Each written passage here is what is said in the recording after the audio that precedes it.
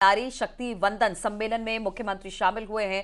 आज सुबह हमने देखा कि किस तरह से मां विंध्यवासिनी की पूजा अर्चना मुख्यमंत्री योगी आदित्यनाथ ने की थी। जब भी मुख्यमंत्री यहां पर पहुंचते हैं तो अक्सर वो मां विंध्यवासिनी के दर्शन पूजन जरूर करते हैं।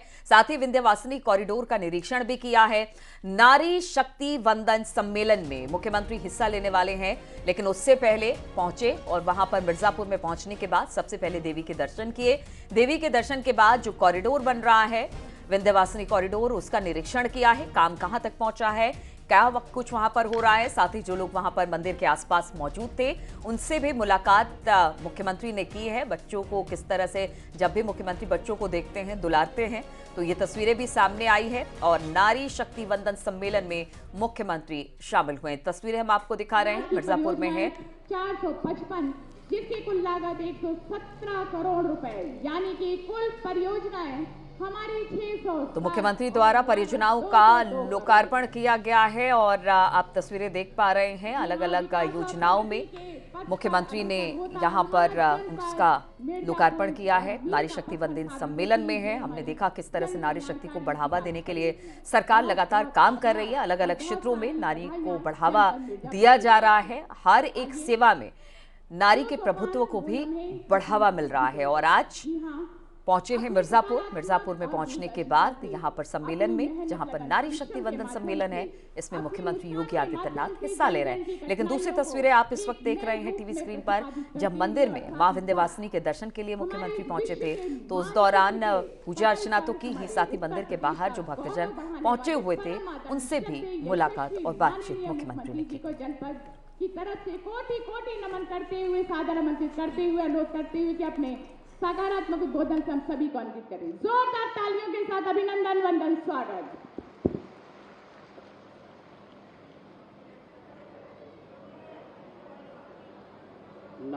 नारी शक्ति वंदन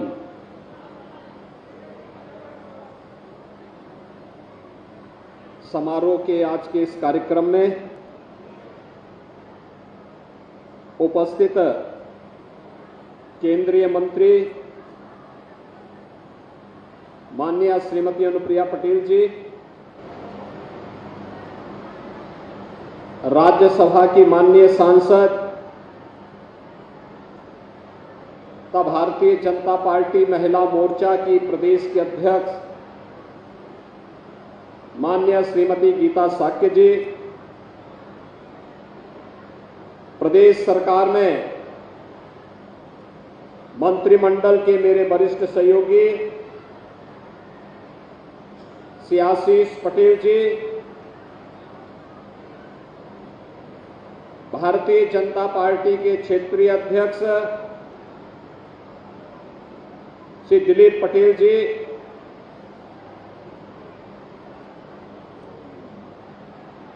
माननीय विधायकगण श्री रमाशंकर पटेल जी, श्री रत्नाकर मिश्र जी, श्री अनुराग सिंह जी, डॉक्टर विनोद बिंद जी, श्रीमती रिंकी कौल जी, विधान परिषद सदस्य श्री श्याम नारायण सिंह जी, जिला पंचायत अध्यक्ष श्री राजू कन्नौजिया जी, महिला मोर्चा की क्षेत्रीय अध्यक्ष श्रीमती नर्मदा चौरसिया जी, क्षेत्रीय अध्यक्ष महिला मोर्चा की अध्यक्ष श्रीमती आभा पटेल जी, भारतीय जनता पार्टी के जिला के अध्यक्ष श्री ब्रजभूषण सिंह जी, जिला प्रभारी श्रीमती अनामिका चौधरी जी, अपना दल के जिला के अध्यक्ष श्री रामलोटन बिंद जी, माननीय सांसद श्री पकोड़े लाल कोल जी, भारतीय जनता पार्टी, अपना दल और निषाद पार्टी से जुड़े हुए हमारे सभी पदाधिकारीगण, जनपद मिर्जापुर के अलग अलग क्षेत्रों से आए हुए भारी संख्या में सभी उपस्थित बहनें मां विंध्यवासिनी के धाम में स्थित इस लालगंज क्षेत्र में आज मुझे आप सबसे मिलने का, संवाद बनाने का अवसर प्राप्त हो रहा है। इस कार्यक्रम के ठीक पहले मुझे मां विंध्यवासिनी धाम में मां विंध्यवासिनी धाम के दर्शन करने तथा डबल इंजन सरकार के द्वारा श्रद्धालुओं की सुविधा के लिए किए गए प्रयासों और कार्यक्रमों को नजदीक से देखने का अवसर प्राप्त हुआ है। मैं इस अवसर पर उपस्थित आप सभी बहनों का हृदय से अभिनंदन करता हूं, स्वागत करता हूं। आज मिर्जापुर जनपद को पुनः 202 करोड़ रुपए की परियोजनाओं के लोकार्पण और शिलान्यास का सौभाग्य भी मुझे माननीय जनप्रतिनिधियों की उपस्थिति में प्राप्त हुआ है। इसके लिए भी आप सभी को हृदय से बधाई और दीपावली आदि पर्वों की अपनी शुभकामनाएं भी देता हूं।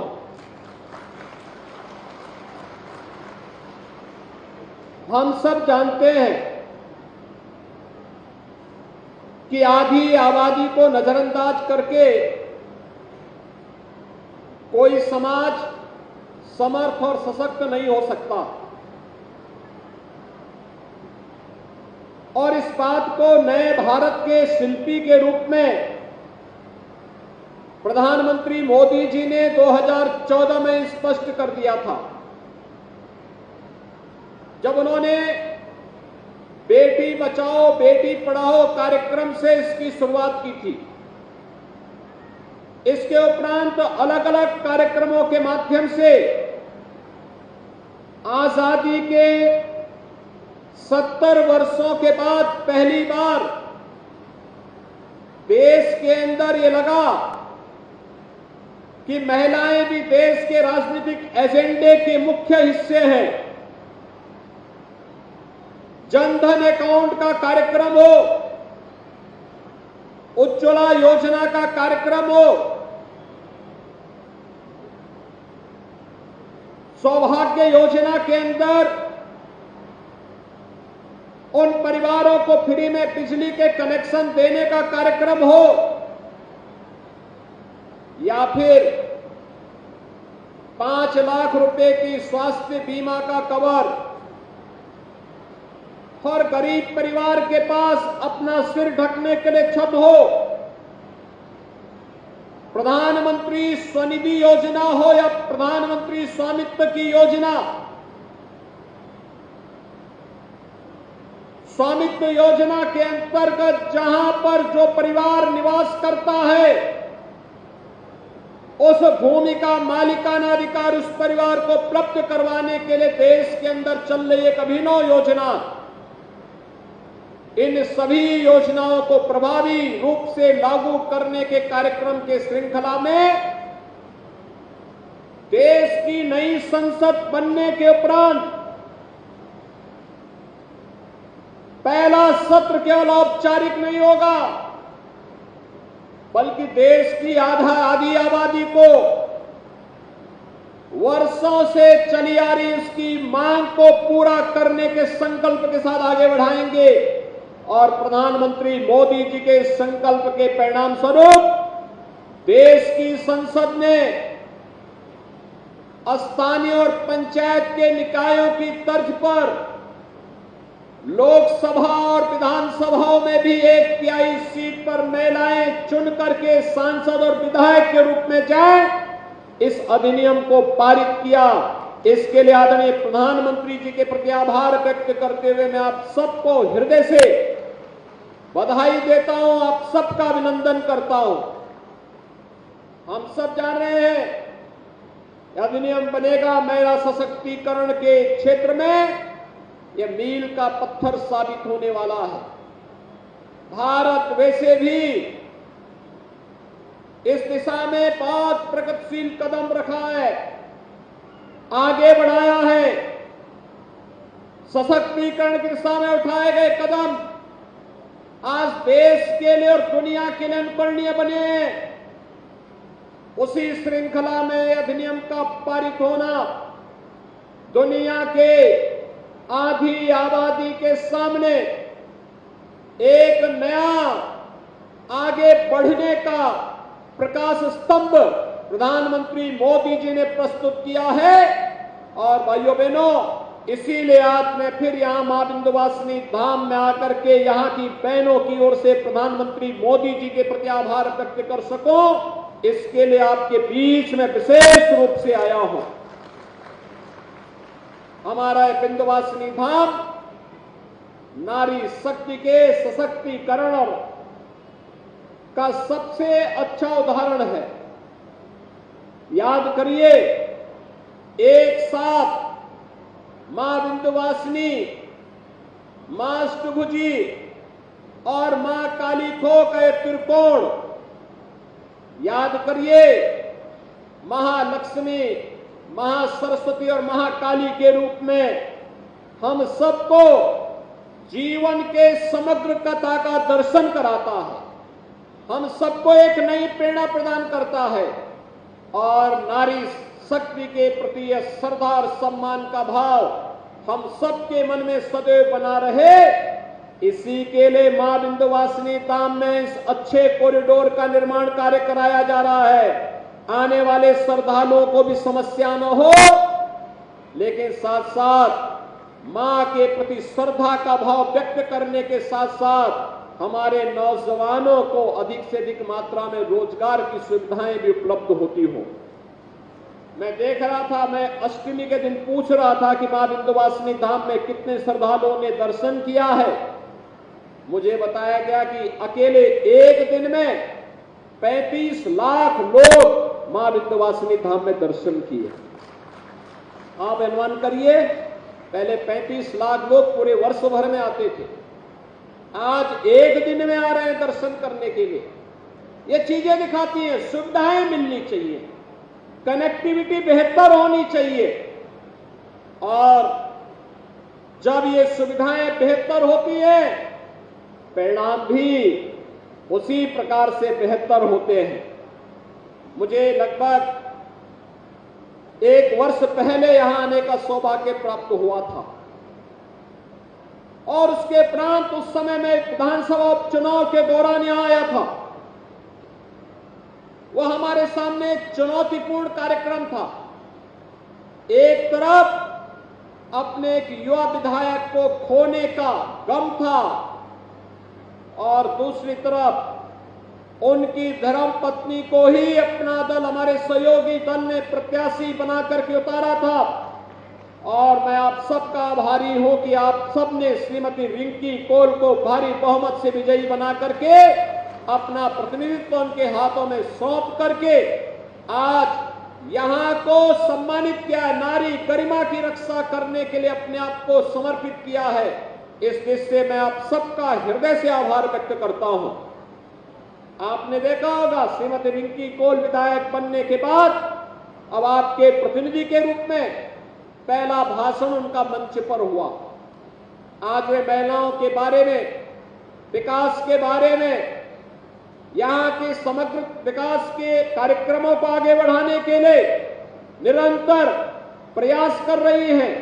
हमारे माननीय जनप्रतिनिधिगण निरंतर प्रयास कर रहे हैं और आज उसी की श्रृंखला में मिर्जापुर जनपद विकास की नई ऊंचाइयों की ओर आगे बढ़ता हुआ दिखाई दे रहा है। कोई सोच सकता था पहले कि मां विंध्यवासिनी धाम में इतना अच्छा कॉरिडोर बनेगा? कोई ये सोचता था कि यहां मिर्जापुर जनपद में भी मेडिकल कॉलेज बनेगा? क्या ये कोई सोचता था हर घर नल की योजना इस क्षेत्र में भी क्रियान्वित हो पाएगी? आज तो भाइयों बहनों, हर घर में शुद्ध आरओ का पानी पहुंचाने के एक बड़े अभियान के साथ हम लोग निकले हैं और यहां की बहनों की समस्या का समाधान भी करेंगे कि उनको शुद्ध जल की आपूर्ति होगी, इसमें कोई संदेह नहीं।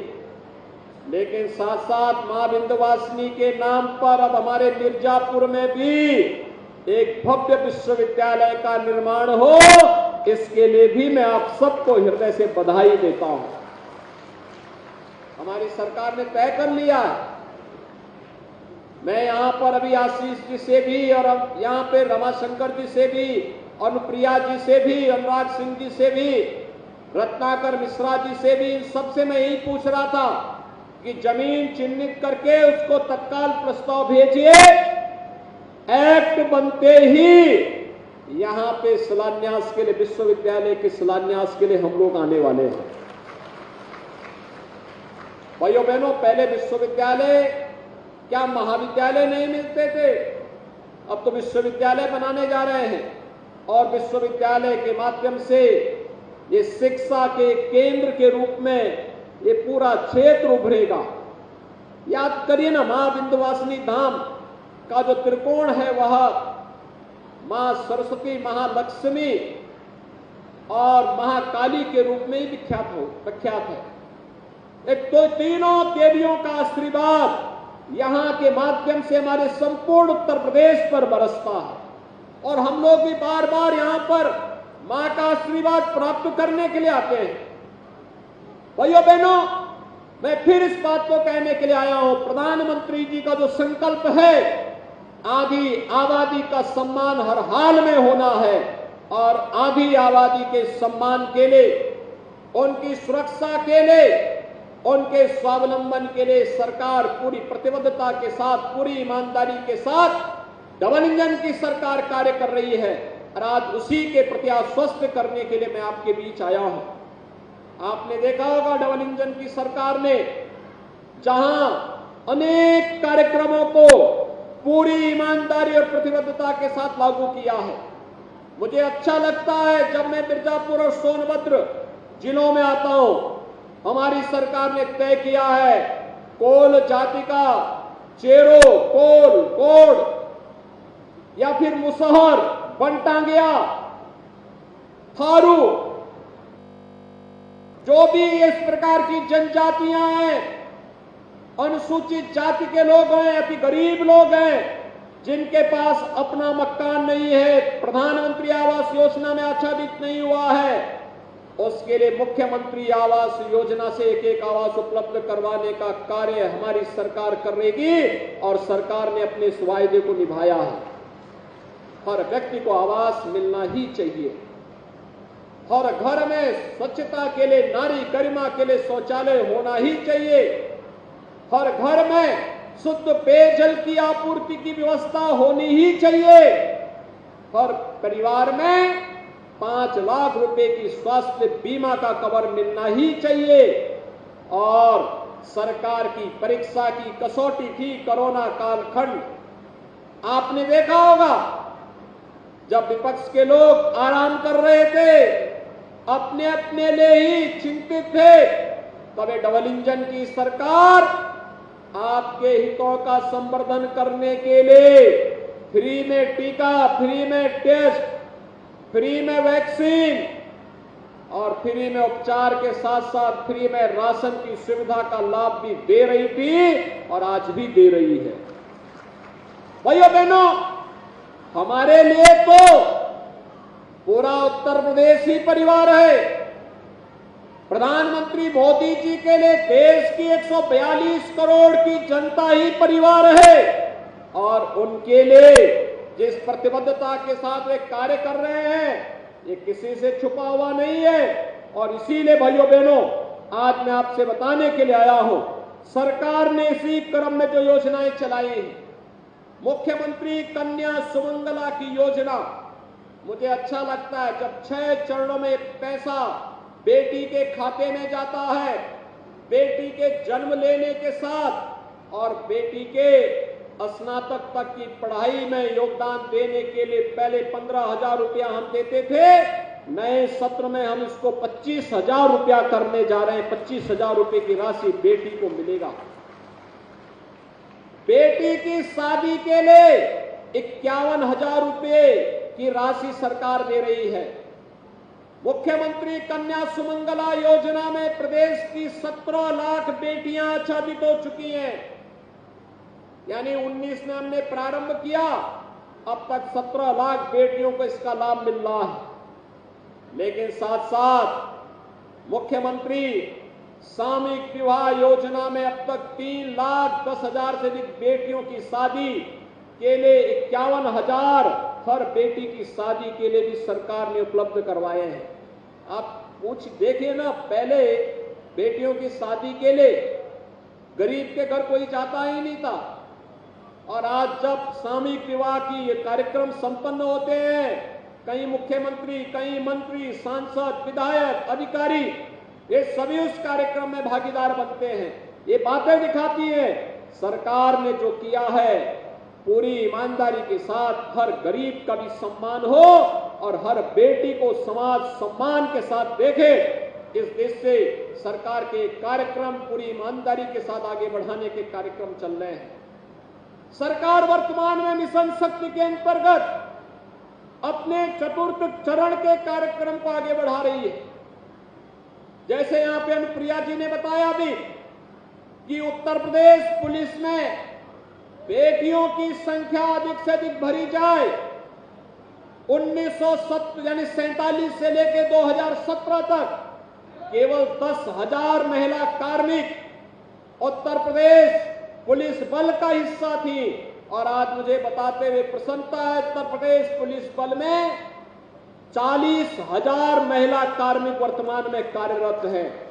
ये 40,000 महिला कार्मिक प्रदेश में बेहतर कानून व्यवस्था की स्थिति बनाने के लिए, प्रदेश के अंदर सुरक्षा का बेहतर वातावरण बनाने के लिए पूरी प्रतिबद्धता के साथ, पूरी ईमानदारी के साथ कार्य कर रही है। और उसी श्रृंखला को आगे बढ़ाने के लिए सरकार ने तमाम अन्य क्षेत्रों में भी उनके लिए अलग अलग द्वार खोले हैं, अलग अलग क्षेत्र में वे आगे बढ़ सके। प्रधानमंत्री स्वामित्व योजना में उत्तर प्रदेश में 75 लाख परिवारों में अब तक घरौनी वितरण का कार्य किया जा चुका है। यानी ये 75 लाख परिवार में जमीन का मालकीन अब महिलाएं बन चुकी हैं। 55 लाख परिवारों को हमने आवास उपलब्ध करवाया है। इसमें भी हर 55 लाख परिवारों के मकान की मालकीन उस परिवार की महिला जो सदस्य है उसके नाम पर मकान भी उसे उपलब्ध कराया जा चुका है। भाइयों बहनों, सरकार के कार्य करने की इच्छा शक्ति होनी चाहिए। सरकार अगर दृढ़ इच्छा शक्ति के साथ आगे बढ़ती है, कोई कारण नहीं कि गरीब के पास उन योजनाओं का लाभ न पहुंचे। अवश्य पहुंच सकता है। पहले 300 रुपए की निराश्रित पेंशन दी जाती थी। आज मुझे प्रसन्नता है हमारी सरकार ने 300 रुपए की पेंशन की राशि को बढ़ा करके आज इसे 1,000 रुपया प्रतिमाह किया है।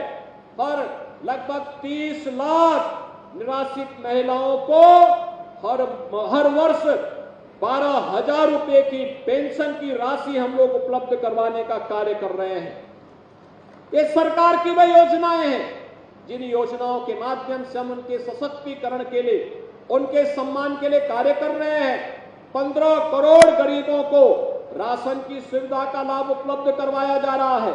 और आज मैं आपके बीच इसी बात को लेकर के आया हूं कि प्रदेश में और केंद्र में दोनों सरकारें मिलकर के आधी आबादी की सुरक्षा के लिए, उनके सम्मान के लिए, उनके स्वावलंबन के लिए पूरी प्रतिबद्धता और ईमानदारी के साथ कार्य करेंगी।